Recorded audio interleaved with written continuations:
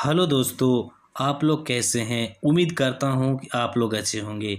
आज मैं भारत के महान उद्योगपति जिसे बैकबोन ऑफ इंडिया कहा जाता है, हम इसके बारे में बात करने वाले हैं। दोस्तों, जमशेदजी नुशीरवानजी टाटा भारत के पहले उद्योगपति थे जिन्होंने भारत की सबसे बड़ी मिस्र कंपनी टाटा ग्रुप की स्थापना की थी। उनका जन्म गुजरात के नवसारी नाम के छोटे कस्बे में पारसी पादरियों के परिवार में हुआ था और बाद में उन्होंने ही टाटा ग्रुप ऑफ कंपनी की स्थापना की। टाटा को भारत में भारतीय उद्योग का जनक कहा जाता है। दोस्तों, जमशेदजी टाटा भारत के पहले उद्योगपति थे। उनकी पूरी नाम जमशेदजी नुशीरवानजी टाटा। 3 मार्च 1839 ईस्वी में उनका जन्म हुआ नौशेरी गांव और उनकी विवाह हीराभाई दब्बू से हुआ। दोस्तों, जमशेदजी टाटा का इतिहास 3 मार्च 1839 को जमशेदजी नुशीरवानजी टाटा का जन्म हुआ था। जमशेदजी टाटा नुशीरवानजी टाटा का बेटे थे। जमशेदजी टाटा के पिता पारसी परिवार के अकेले ऐसे उद्योगपति थे जो पारसी परिवार के पादरी समुदाय में अपनी पत्नी जीवनबाई टाटा के साथ रहते थे। दोस्तों, जमशेदजी टाटा की शिक्षा की बात करें तो टाटा ने एल्फिंस्टन कॉलेज बम्बई से अपना ग्रेजुएशन पूरा किया, जहां से वे अपने कॉलेज में एक होनहार विद्यार्थी के नाम से जाने जाते थे और उनकी बुद्धिमत्ता को देखते हुए प्रिंसिपल ने डिग्री खत्म होने पर जमशेदजी की पूरी फीस लौटाने का निर्णय लिया। उन्होंने 14 साल की अल्पायु में ही व्यापार करना शुरू किया। उस समय वे व्यापार के साथ साथ पढ़ाई भी कर रहे थे। उस समय बाल विवाह की प्रथा काफ़ी प्रचलित थी। उसी को देखते हुए भविष्य के महान उद्योगपति जमशेदजी ने 16 साल की आयु में 10 साल की हीराभाई दब्बू से विवाह कर लिया। जमशेदजी टाटा की कहानी। भले ही 14 साल की आयु में जमशेदजी टाटा अपने बेटे व्यवसाय को शुरू किया हो, लेकिन वे अपना पूरा योगदान 1858 में अपने ग्रेजुएशन के बाद से ही दे पाए थे। 1858 से वे अपने पिता के हर काम में सहयोगी होते थे। उन्होंने उस समय अपने व्यवसाय को शिखर पर ले जाने की ठानी, जिस समय 1857 के विद्रोह के कारण भारत में उद्योग जगत ज़्यादा विकसित नहीं था। 1857 का मुख्य उद्देश्य भारत में ब्रिटिश राज को ख़त्म करना और भारत को आज़ादी दिलाना ही था।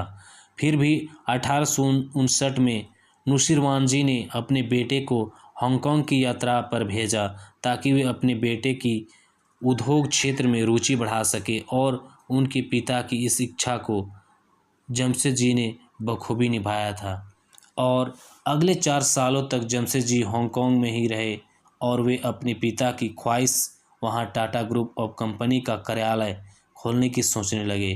उन्होंने हांगकांग में टाटा एंड कंपनी के ऑफिस की स्थापना साम्राज्य के विस्तार को लेकर एशिया में टाटा एंड सन्स द्वारा लिया गया ये पहला कदम था और 1863 से टाटा कार्यालय सिर्फ हांगकांग में ही नहीं बल्कि जापान और चीन में भी स्थापित किए गए।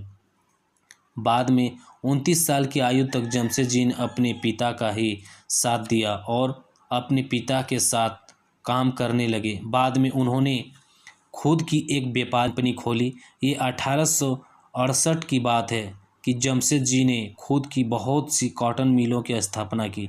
टाटा की मिलों का यह साम्राज्य 1874 में नागपुर में स्थापित किया गया, जहां जमशेदजी टाटा ने काफ़ी सफलता हासिल की। जमशेदजी टाटा की कॉटन मिल में उत्पादित किए हुए कपड़े सिर्फ भारत में ही नहीं उन्होंने बल्कि विदेशों में निर्यात भी किया जाता, जिनमें जापान, कोरिया, चीन और मध्य पूर्व के कई देश शामिल थे। जमशेदजी टाटा की उस कॉटन मिल का मुख्य उद्देश्य सिर्फ और सिर्फ लोगों को अपनी गुणवत्ता प्रदान करके उन्हें समाधानी करना था, जिसका फ़ायदा पूरे टाटा उद्योग को मिला।